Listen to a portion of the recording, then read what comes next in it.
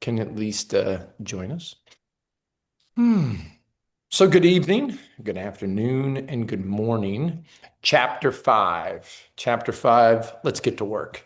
What I did today was I prepared it in a way that allows everyone to maybe weigh in on a couple questions that I've got. Again, it's a volunteer kind of a process. If you want to be involved, that's awesome. But again, dignity and leadership, big fan of emotions in families, emotions in your life, and emotions in your work. Chapter 5. So this one right here says, hey, just be mindful. It's going to be recorded, transcript apps, just leave them out. And then if you could, maybe share your thoughts, raise your hands. And just for those who are looking for where you raise your hand, there's reactions, and then it lets you raise your hand and put your hand down. So if we can keep those here, that'd be great. Question number 1. So there is this chapter called Chapter 5, and it's about myths and misapprehensions of emotions.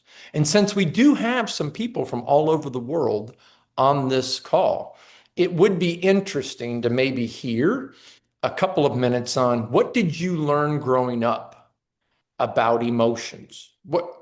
If you could, just maybe share a couple of thoughts of what you learned, what you were taught. It could be this fast. I was taught nothing. I learned nothing. Next person can go. It could be that fast. Maybe you start thinking about what are they? What are the emotions? What was their purpose? What was their value? So, anybody comfortable maybe weighing in on a Tuesday? Hey, here's who I am. Here's what I was taught, and here's what I learned. Marcia. Um, I grew up from a very polite Southern family. And so in my household, emotions were politeness was the top priority, and so I was the dramatic one, and so it was not I was the risk, because I brought emotion, I brought energy and all that stuff. And so um they're they were scary, I think, for in my family. And so I kind of grew up trying to find my way being someone who's really sensitive and a deep feeler. And so the value they had uh, was really just to stay under the rug. Thank you. Yeah. I like your phrase, I was the risk. I like that. That's a very good way to look at, hey, here's Marcia. Oh, she's risky. She brings emotion into the conversation. Anybody else? Anybody else kind of when you think of emotions and maybe how you were supposed to relate to them? Hi, Melissa. Good morning. I would say emotions were really moralized in my household. Mhm. So just like these are good emotions, these are bad emotions. And also there were things that I've now learned are emotions, but that were linked to your character. So you being a loving person, or you being a kind person, you being a compassionate person, that was seen as having character qualities as opposed to them being emotions. Thank you. Yeah. Brenda? Yeah, off mute. Good. Okay. There are two things that come to mind for me. There were emotions in our house, but people didn't know what to do with them. Hmm. And then if it was a difficult emotion, it was definitely not addressed. And I think my father had polio, and when he was growing up, he had a really tough time. And his coping mechanism was to just rise above it, to be tough, to be strong, to not go there. But things have a way of coming out over time. They're still there. So yes, those are the two things. Thank you. You remind me of the idea that says boxed up emotions never stay boxed up. They will come out. They will bleed out into life, family, and career. We just don't get to decide kind of the rest of the story. Yeah. So thank you. Thank you for that, Brenda. Yasmin. Yeah, so in our family, I being the eldest one, so showing emotions was not considered a really great thing. So being the eldest in the house, you have to be strong, and then you always have to be right, and always have to be patient. So there were a lot of have tos. Mm, So I think it also to do with the way that Indian culture is. mm. So there were a lot of have tos, and we actually never discussed emotions so openly in our households. So I think I just wanted to share here. Yeah. So you have to be like strong and always right and always correct. So those kind of things. Yes. Thank you. Yeah, those have tos, they sure do sound like that emotion of obligation. Well, you're the oldest, you are obliged to, I was the middle child. So I have older brother, older sister, younger brother, younger sister. Middle child has lots of obligations as well as to how I'm supposed to behave and how I could behave. So yeah, those expectations sure do take a stronghold. Anybody else comfortable maybe sharing anything else on growing up with emotions, what you learned about them, what you kind of heard? I personally learned that I could be angry Mm. and it'd be okay. Mm. So I went with anger a lot, whether it be on the playground. And I can remember this time where I got my candy stolen in first grade. And this kid ran, he was older, fifth grader, and he chewed up the candy and spit it in my face, said, "If you want your candy back, here you go." Spit it on my little furry jacket. And so at that point, I just said, I'm not ever letting this happen again. So I got angry, and my first go-to was every time something happened, I'd get angry and fight about it. So and no one, everybody thought that was okay. That was kind of a masculine. I got kudos for being tough, and so that's it. And my dad was a coach, so he got cultural permission to be angry. Uh, a lot as still happens. So for me, anger was okay, and I don't know if I ever noticed another emotion until I got married. Gotcha. Gotcha. Thank you. Thank you, Larry. Thank you. Vaughn. Yeah, I can't find. I had the last two times I've not been able to find my official hand to raise. So I've just raised my own hand. Anyway, in my family growing up, emotion and mood were pretty much interchangeable concepts. So, and Mm. then it made it very easy because they were dichotomous. It was either a good mood or a bad mood. So Mm. emotions and moods were either good or bad, constructive, destructive, positive, negative, very dichotomous. So, Wow. and it was the emphasis was put on if any of us were in a bad mood, there had to be a reason or just get Mm. ourselves out of it. Mm. Yeah. So you got emotions, you've got moods. Now we throw in feelings, and you're like, oh my gosh, which one's which? How do we differentiate them? And then we have the idea that someone teaches us there's good and bad, there's right and wrong. There needs to be a justification if you do this. So yeah, a lot of messages that we get. Some of them true, maybe some of them, as we'll learn today, not so true. And you don't know you have a misperception until somebody tells you, until somebody goes, hey, you know what? Good and bad emotions? Let's take a look at that real quick. A mood and a feeling, they are different. So, absolutely. Anybody else challenged with raising the hand, but want to one last time before we move on? Yeah, where is it? I'll tell you real quick here. So I'm gonna get out of my screen. I'm gonna get on my screen. If you go down, if you just put your cursor in the middle, yeah, Yeah, you're gonna see a thing called uh, chat. I've Is it got chat? chat, react, share. Oh, it's React. Go to React. Okay. Yeah. Now, if you click on, am I Okay. saying that right, gang? Is it Yeah, React? there Yeah. it is. Okay. Very There good. you go. Thank you. Awesome. Yeah, so now you are in the loop and you can raise your hand whenever you want to. It's good to be in the group. You are in the loop. A couple things I've noticed since kind of being out there watching. When you think of a leader, a couple things that are being asked of us. Key thing on chapter 5, behind every behavior sits an emotion. And if you listen to what Larry said, I could be angry and I was rewarded for angry, but he really described also too what that behavior looked like. So the anger enables the behavior. And one of the principles we have is says emotions don't justify your behavior. They better explain it. So you have every right to be angry, no right at all to be cruel. None. None. So when people say, well, I had a bad childhood, acknowledge that does not justify your behavior. No, no, no.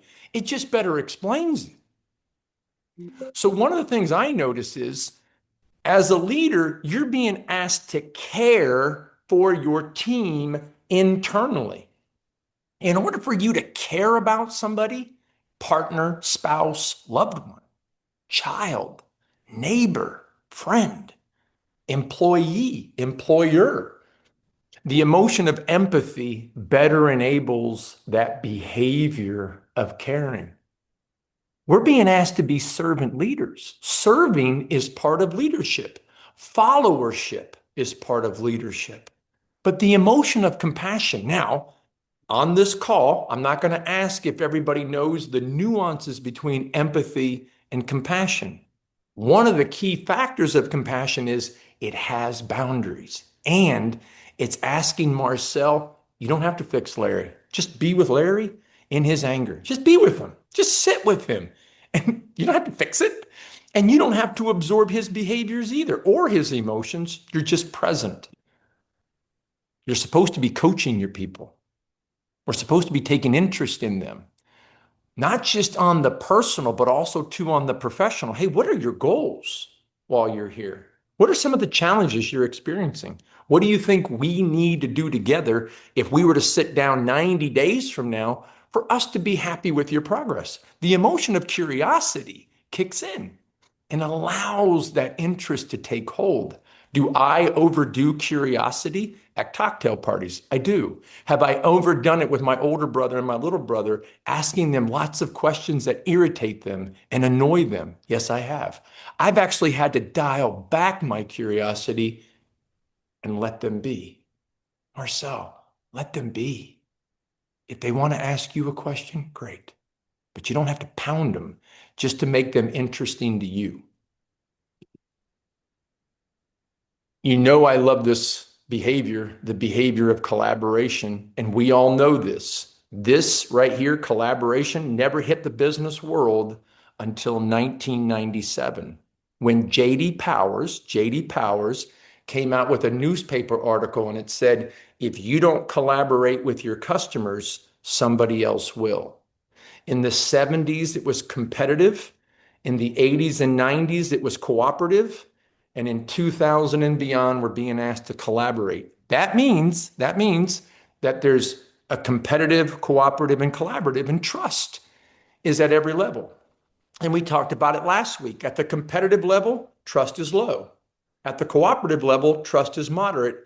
At the collaborative level, trust is implicit. It's what I have with my wife. We have implicit trust. Don't ask, don't tell. It's implicit. I trust you implicitly. But remember the middle word of collaboration, labor. And are you willing to labor in this relationship? Well, the last one here, and I'd love to get your feedback. The emotion of optimism. We now know through research that optimism is the strongest player, the strongest predictor of resilience and agility.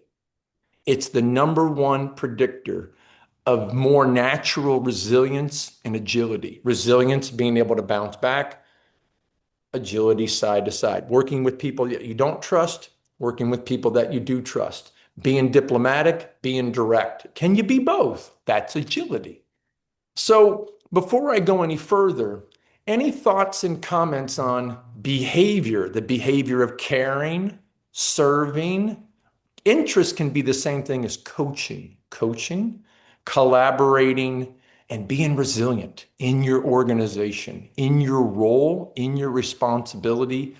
Optimism, number one predictor. I'm not saying pessimism is the opposite, but I've noticed it sure is harder for me to bounce back when I'm pessimistic. Sure is harder for me to be agile when I'm pessimistic. Not impossible, it's just harder for me. Any thoughts on this slide? Anything that you're kind of thinking about? Anything that you say, hey, you know what? After further review, I agree, or after further review, let me build on this.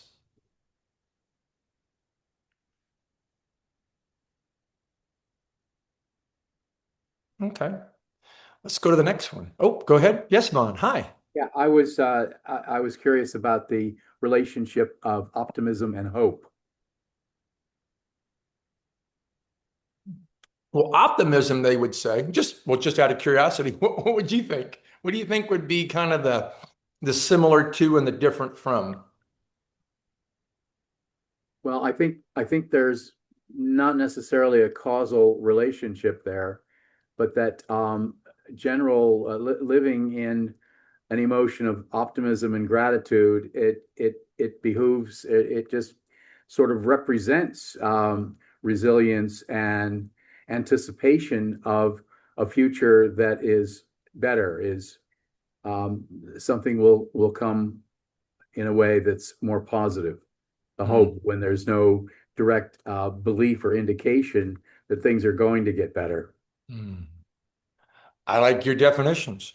I like it that optimism can be more of a present moment, a day to day, and a hope might be more of a future, positive things being able to be accomplished into the future. A little bit of optimism, a little bit of hope. Sometimes people weave in faith into that conversation as well. Absolutely. Yeah, great question, Vaughn. Great Thanks. question. Thank you. Sandy? Hi, everybody. Can you hear me? Hi, Sandy. We can. Good morning. Great. Video works. Good morning. I started my coaching, training, and career in the dental industry. Seems wild. It was wild for me. One of the things we did an 18-month coaching program for the dentists to go from one tooth at a time dentistry to full mouth restoration. That was going to take emotion. But going to what you said, Marcel, is they did not have optimism statistically.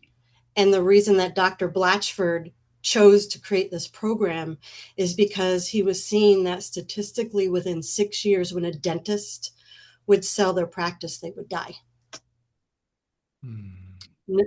Because they're formed logical, right? They grinded a piece of chalk for 8 years, and so there wasn't anything outside their dentistry. That's all they did, other than maybe play golf.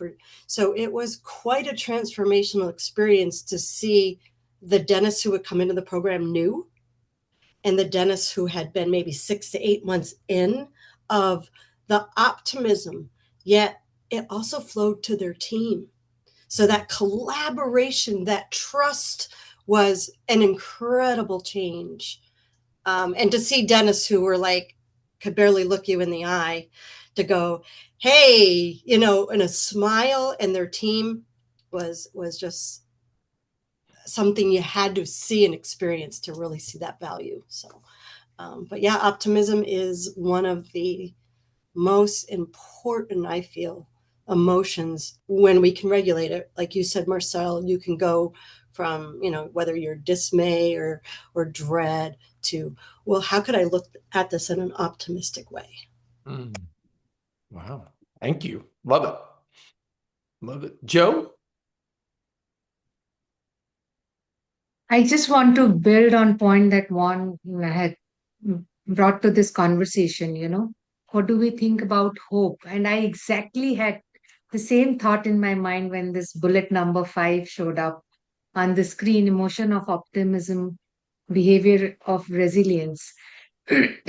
And this is just my interpretation of it, and I'm bringing it all in front of all of you to see what do you think about it. Um, what came to my mind is this equation: competence plus emotion is equal to action. Now, competence is my English speaking skill. Optimism is I can speak in front of native English speakers. And maybe action is even if I commit few mistakes, next time I'll try and be better at it. And maybe hope is because it's another emotion. I would say optimism and hope can sit together on this side of the statement: emotion of hope, behavior of resilience, or emotion of hope, behavior of agility. So I was just looking at it from the window of an emotion, and also I looked at this slide and said, can I bring it up in my programs and just showcase it to the learners that this is how we see an emotion in action. I'm just building on that thought. Yeah, thank you. And just if you go the other way, and then Melissa, love to hear from you. Sometimes Marcel is too optimistic. Sometimes Marcel is too trustworthy, which allows me to be naive or allows me to continue to do something that's not very productive anymore. I should have let go a little bit, a little while ago. So I tend to just kind of have it. And sometimes somebody has to tap me on the shoulder going, you might want to let go. You might want to just stop doing this, Marcel. So I love it. I love it, Joe, because I do think optimism and hope can sit side by side to better enable short-term, long-term resilience. Yeah, love that. Melissa? Jenny Gilbert, one of our DI practitioners, has mentioned something in an email that really sticks with me. She's developing a concept of traveling emotions. And so it's this concept of, we are in an emotion, we know the emotion we would like to get to, but what emotions kind of like stand in between to get us there. And I think optimism is one of those that we want to get to, and that serves us over time. As a pattern of optimism, we develop the resilience.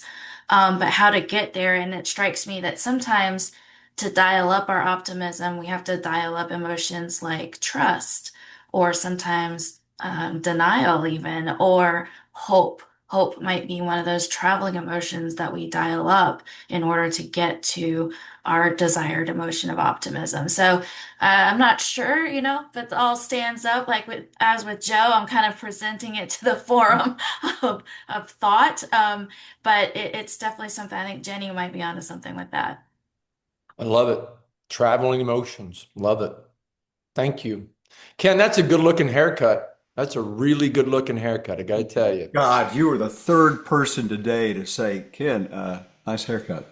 Nice haircut. Nice work. What you got? What you got for us, sir? Hey, I think, yeah, we could easily keep going and going with more emotion, more emotions. But if I were to add one that would counterbalance, I think, yeah, we were almost on it, is I would add acceptance. Behavior would be, is the behaviors to be present with what's real.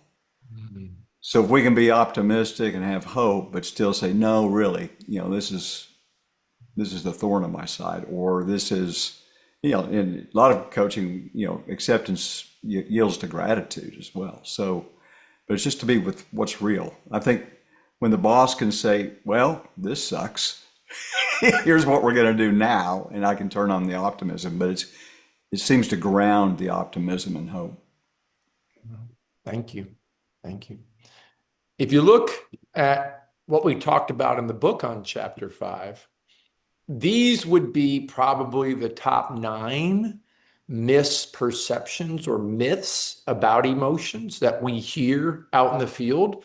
And many of them are in the book in chapter 5. I just picked them out and pulled them in bulleted forms. When you look at what the truth is, this is the truth.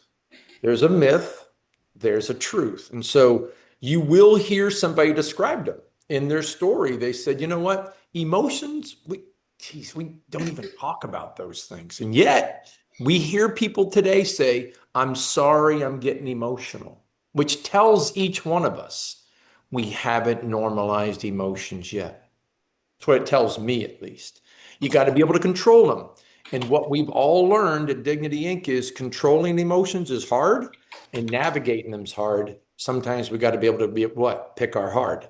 This right here, controlling them, says this might be the smartest thing I do for the moment, but there has to be a day of reconciliation. And I was talking with Melissa yesterday about dignity in policing with emotions. And one of the things that research says is it's not how many traumatic experiences Ken experiences in his life. It's not the number. It's how well he does navigate in his emotions. Somebody brought up Vaughn, positive and negative. Well, we just said they're negative because we didn't like maybe the way guilt and shame made us feel. And we're like, that's a bad emotion. Anger, that's a bad emotion. And Larry's like, no, it's not. It's actually a really good emotion. Lots of things can happen when you're angry. So they're either serving us or they're not. My father is a mechanical, and then he turned him into an aerospace engineer for Boeing. He literally was a rocket scientist, and he sees everything as logical and illogical. He's 86 this coming Friday, and he typed me an email that said, I still don't know what you do. Still don't know what you do, Marcel. This is my own dad. He's like, I don't know what you do, but I wish we could talk about mechanics. And so I wrote him an email back saying, if you don't know what the engine is inside the engine, you don't really know why it's leaking oil. I just look at a different system. Your system is engines. My system is humans. We both like to see and tinker with that engine. So there's lots of myth. They're a weakness. No, they're a strength. They interfere with clear thinking. No, they don't. They're part of clear thinking. So here's my question to everybody here. How many of those myths, how many of these myths, or maybe some we've missed, how many of these myths do you still see present in the leadership of today? Like the number one for me, and I have to just calm myself when someone says, well, there's good and bad emotions. And you're like, oh my gosh, it's 2026. That's not true. But then I have to remember, Marcel, they never asked you. They never asked you. Check your phone. They never texted you. Anybody else? Anybody else kind of noticing some things that we thought back in 1926 was correct? But as we dig for water on Mars, in 2026, we say, after further review, that wasn't our best thinking. Sandy? I still see it more than I like to, and something that when I became a trainer for DISC, and what I would see is I would be back 6 months later to the same team with the same issues, with the same patterns, because something just like emotions. I mean, I've been doing this 6 years now, and I'm still, it's a practice every day. And so it's very easy with behaviors and habits. I can hear like over on the side when they're talking, right? Is bouncing back to positive, negative, or emotions don't serve me. Like it's very entrenched. And when you said about myths, those myths are deep. Those, and so I say, this is going to take time. I always start out with, tell me about what you heard about emotions. So at least there's some intelligence about, oh, wow, that is something I heard, but it's a myth, isn't it? Yeah. And yet it's going back to a coaching, can coach the leader, yet if the team isn't being coached, the leader still, the capacity to teach this and coach this is bigger than they have the capacity to do. And that's just what I've been observing strictly in real estate, because of that's my industry. And I'm just always fascinated. I go back in and, same conversations, same, maybe a little bit of twist. Or if I'm there, they're like, oh no, Sandy says they're not, they come up whenever they want. Yet it's not something that means something to them yet. I love it. What I took away from Sandy, nothing has meaning until you give it meaning. Nothing has meaning until you give it meaning. And when it has meaning, then you'll do it. Thanks, Sandy. Joe?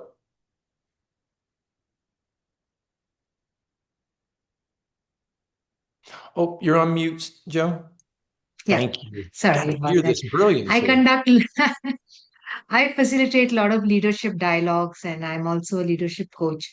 Two things that I hear very often, very, very often in boardrooms where I'm present or I'm facilitating a session is one, senior leaders, CXOs still believe, I mean, at least the ones with whom I interact, that they are weakness, emotions are weakness, and they interfere with clear thinking. So I have had situations when leaders have announced that keep the emotion outside of this conference room. And yeah, so very common. We're still struggling with it. We have so much work to do, Joe. So much work to do. Thank you. Thank you. Marcia. Yeah, my experience is similar. I've worked with C-suite leadership quite a bit, and I feel as a coach and as an employee, and um, there's a bias, it seems like, and depending on the emotion that's being expressed. Some of the leaders' emotions are okay, but then if it's an emotion that's uncomfortable for them, then it will be definitely something that will interfere with clear thinking. And what I have recently observed as well is there are some leaders that are becoming more self-aware, but they don't have the skill to deal with the emotion, and so they shut it down. Wow. So true. Thank you. Thank you. Larry? I feel like that we're playing a game of cards and we're holding the emotions in our deck, and we don't want them to see in our face. We have a poker face when it comes to emotions, and it's a weakness. If you can see what emotions I'm dealing with, then I lose the hand. I lose the upper hand. And so for me to play, I might play my emotions, but I'm going to play it as a part of the game to win, not to reveal. So so Mm. that's a perspective as far as which goes to they make you look weak. Yeah. Thank you. Thank you. Brenda? Everything that's been said, that it's a weakness, that it interferes with clear thinking. And then what Larry said, yes, to that as well. What I've seen is the sort of this performative, what they call executive presence, is really just in many cases an armor that just Mm, shields people from like their true authentic selves. And I think that there's no sort of discounting for some leaders that there's such a like yes, they agree that emotions are there, but they're I think there's just such a fear of vulnerability mm, that gets in the way mhm. many times of like learning how to navigate them. And so they'll just like somebody said, they'll just shut it down. Yeah. And we talked about this, I think it was in chapter 2, just to tie what Brenda just said. You'll hear some people say, I don't trust anyone. I don't trust anyone. Okay, okay. You'll never collaborate with anyone either. I can't be vulnerable. Okay, well, that's tied to trust. High vulnerability, a little bit higher perception of what? Trust. So they are all now becoming interdependent. And the common denominator is your capacity to emotionally regulate in every situation, not just the ones that you've done before, but every situation. So great connect, Brenda. Yeah. Ken? Yeah, I'm just thinking about a challenge to those leaders that you want to say, yeah, those we can't be emotional in a room, with our group. And I'm just sitting here thinking, like, the challenge might be, well, how would you motivate or influence or connect with people without emotions? Mm, Is there anybody you could admire who's influential or motivational that isn't emotional? And how can you connect without kind of the big five from the previous slide? How can you connect without being curious, sympathetic, and compassionate? Love it. Be That's a trustful. great way to look at it, Yeah. Just turn it backwards. We're writing a book called Dignity in Education, and a principal that's helping us write the book with Elaine and Dan and I. He said, students don't learn from teachers they don't like. I was like, holy smokes, that's true. I didn't learn anything from Sister Bridget. Nothing. Not in third grade and not in sixth grade when she surprised me and came upstairs. I was like, ah. So yeah, think about Ken, what you just said. Humans don't learn from humans they don't what? They don't like. And that's no like and trust. So great way to look at it. Jolene? I worked with a leader in a technical position, and she would cry occasionally in the workplace. And she thought there was something drastically wrong with her. And I've been studying personality for 14 years, and it was actually a completely normal acute stress response for her personality type. And once we uncovered the emotions and the information and why it was occurring, she felt completely normal. And it it saddens me to know how many people probably go around thinking there's something wrong with them just because they experience these emotions and have behaviors that maybe aren't typical.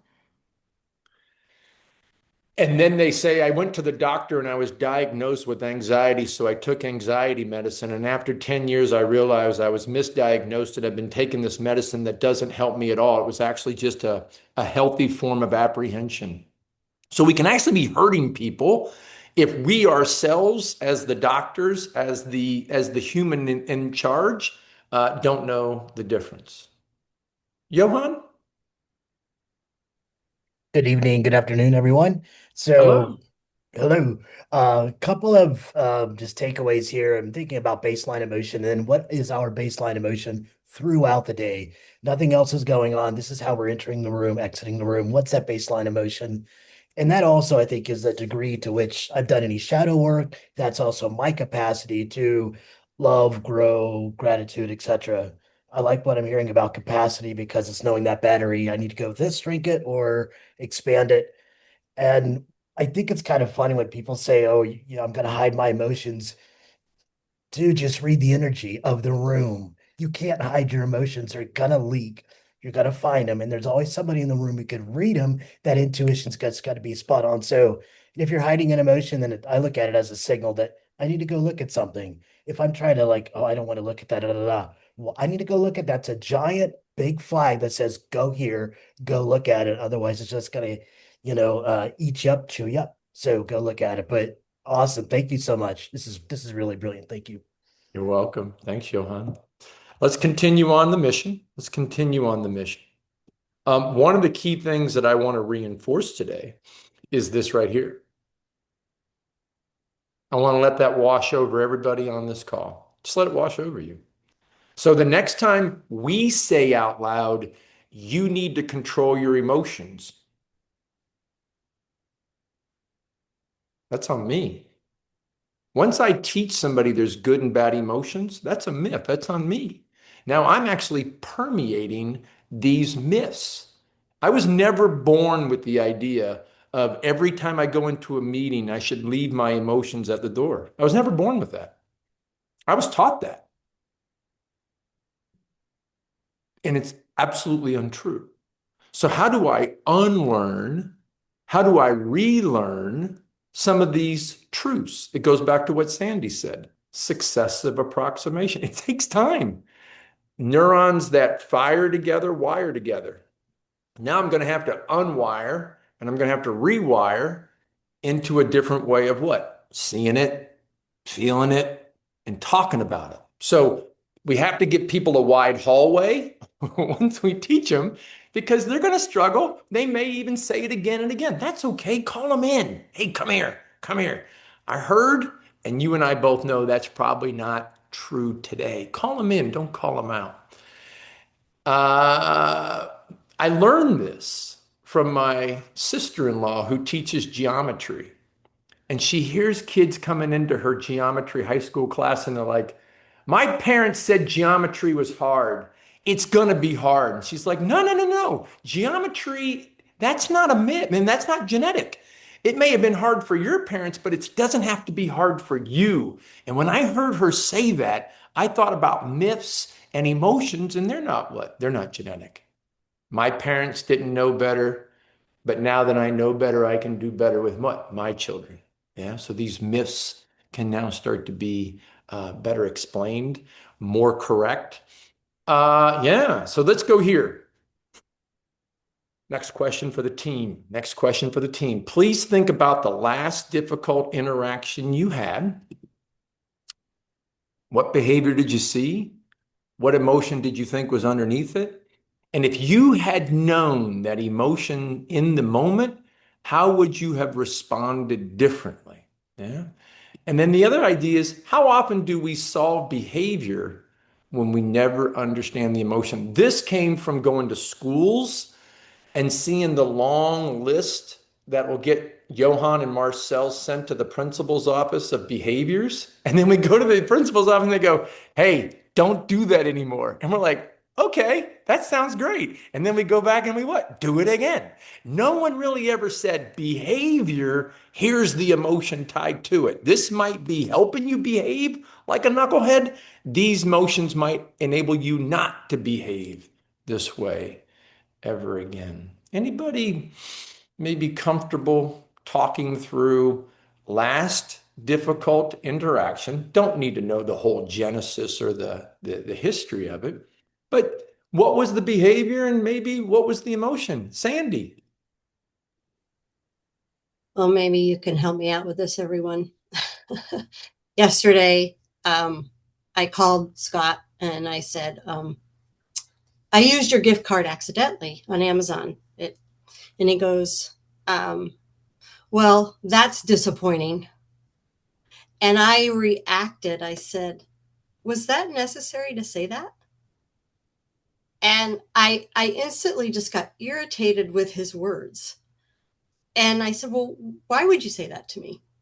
And he goes, well, I am disappointed. I said, yeah, well, maybe you should tell your tonality that. And I said, you know what? We'll talk later. So I sat back and I go, what was it? Because he's a loving kindness. He would never hurt me. Yet it was the way he said it and the tone, it set me off. And I finally just said, Sandy, it's Scott. He's logical, really not very emotional, even though he is, but he's got this stoic and he just, it was very confusing. I just had to go into acceptance because I wasn't quite sure how to navigate it. Yeah. Well, I've learned in 31 years of marriage, what gets me in trouble the most is not what I say, it's how I say it. So the tone, I can almost say anything I want if I've got the right intent and tone, almost. And yet sometimes when I'm dispassionate and I don't really have my emotions are neutral and I say something like, well, that's unfortunate, it could be taken as a slight towards the other human. They were just trying to call and say something, give me a heads up. And I reached across the aisle and boxed him on the ear. So yeah. Intent and tone, they play a big role in the aggressive person and the assertive person. Someone who's close to the business and someone who's micromanaging. Intent and tone is the difference that makes the difference. So yeah, thanks, Sandy. Thank you. Yeah. Anybody else? One more maybe example before we start to do a wind down and then close it for the day. Anybody else? Here was the behavior, and boy, oh boy, here was the emotion that might have been sitting below it, enabling that behavior to be a little difficult to work with, maybe a little bit difficult to talk with.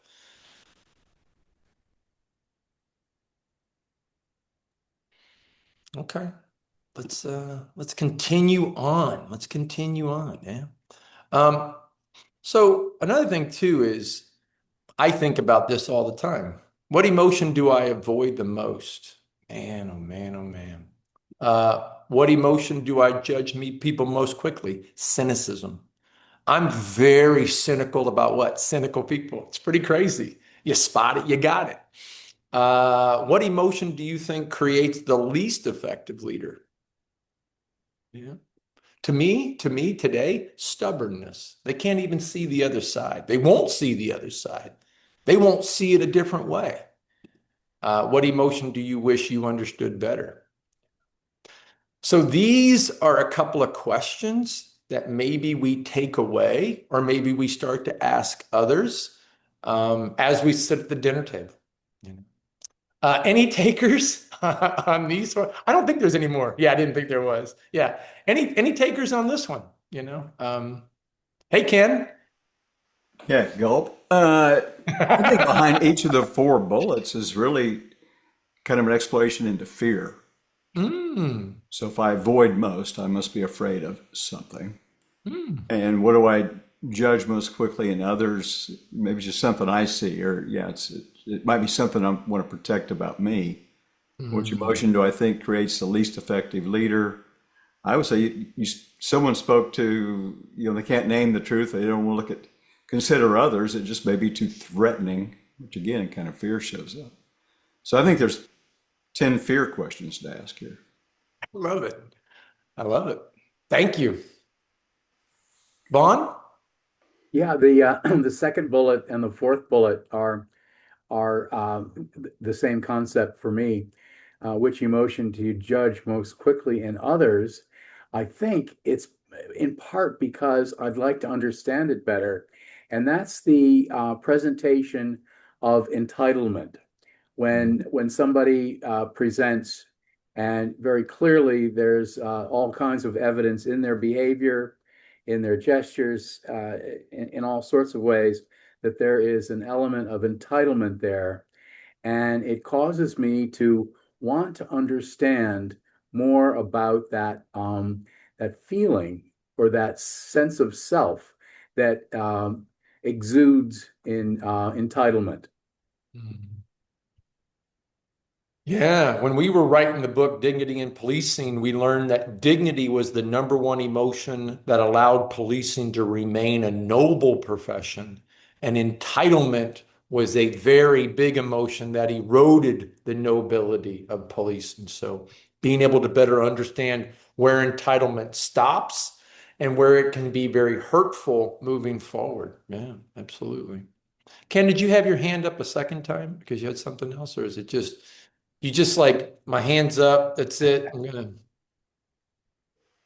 No, I felt really accomplished just turning off, going back to mute, man. I okay, can't, man. I Well, can't win both. Yeah, we still think you're awesome. It's great. Um, in closing,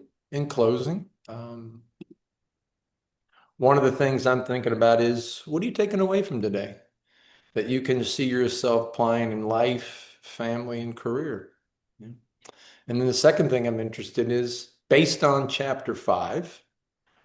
Where might you begin when it comes to myths and misapprehensions? Remember, how does one see dictates everything. In my head, the story that I tell myself is 100% true all the time until I hear Vaughn's story. That's when I have to decide, maybe my story is incorrect. Maybe my story is incomplete. Maybe my story is missing. Maybe I'm missing a whole side of the story. Maybe I'm just seeing my side. So the story creates the impulse, yeah, which then allows me to either decide, like Sandy said, or somebody said about being stoical, to show, to not show, or to show. Am I doing it to influence and be helpful, or am I doing it to manipulate and be hurtful? So emotions can go serve or not serve. Yeah. So anybody that maybe we haven't heard from, comfortable maybe sharing what you're taking away today before we shut it down and set the stage for chapter 6?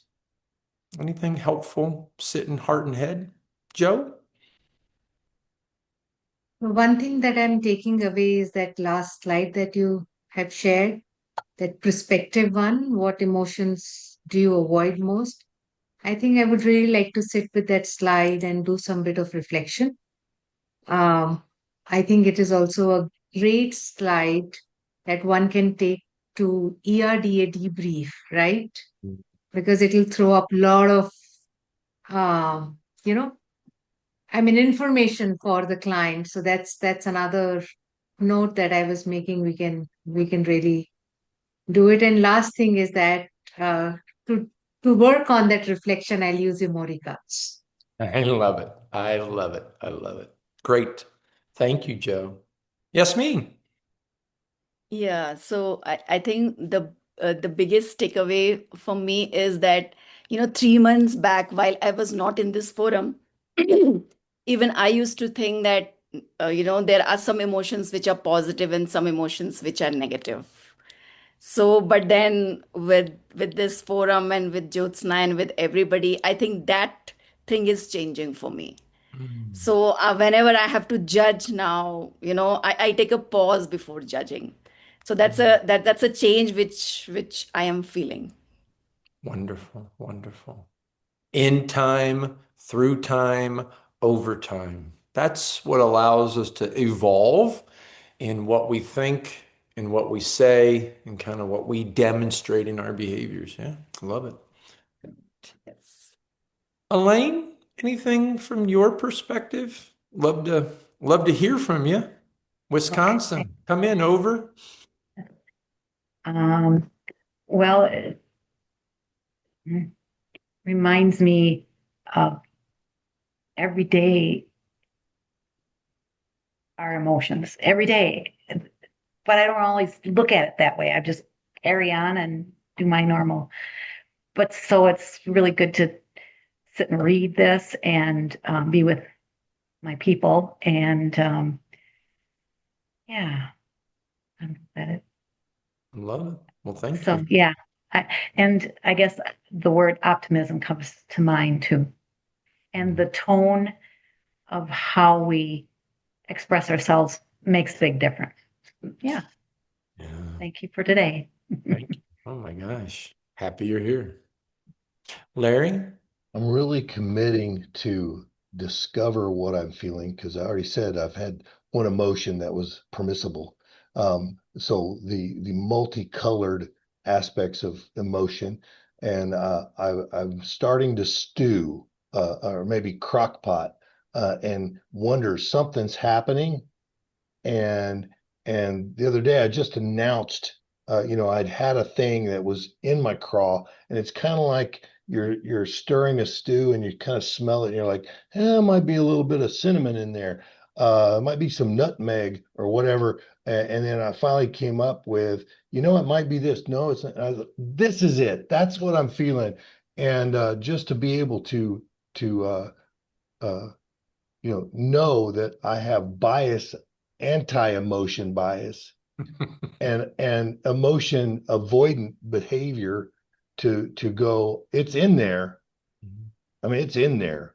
And I've got to smell and stir and maybe taste a little bit and go, that's what it is.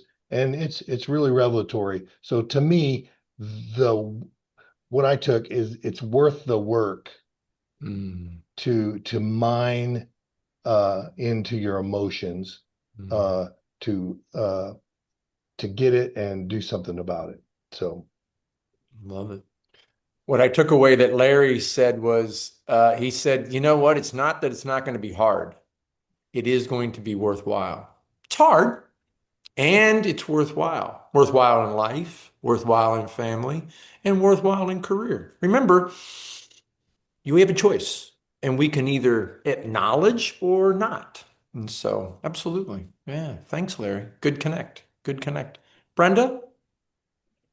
Um, yeah, I think that this has reminded me of just sort of the importance of small steps for leaders. I've had leaders tell me before, like, so does this mean that like everyone's going to be gushing all over the place in meetings and people are going to be coming into my office all the time crying and like what is this Yes. like Yes, what is it this does. like what does this look like? I can't have that. I don't have the time for that. And just encouraging leaders to start small, and it doesn't have to be the expression of emotions. It can just be just acknowledging for yourself that this is what I'm experiencing, this is what I'm feeling right now. Just start there Mm. and don't worry about does this mean that people are going to be coming into my office crying all the time? Don't like let's just let's slow our roll. I love that. I love that. Why don't you unpack your tent and go to a different side of the hill there, boss? It's going to be okay. Gonna be okay. Right, it's going to be okay. I love it. So let's take away what Brenda said. She said, start small, which helps me then learn fast, which then helps me scale. Start small, learn fast, scale. Listen to what Brenda said. You're going to teach these things, and people will be like, are you asking me to be more emotional? No. Are you asking me to be emotionless? No.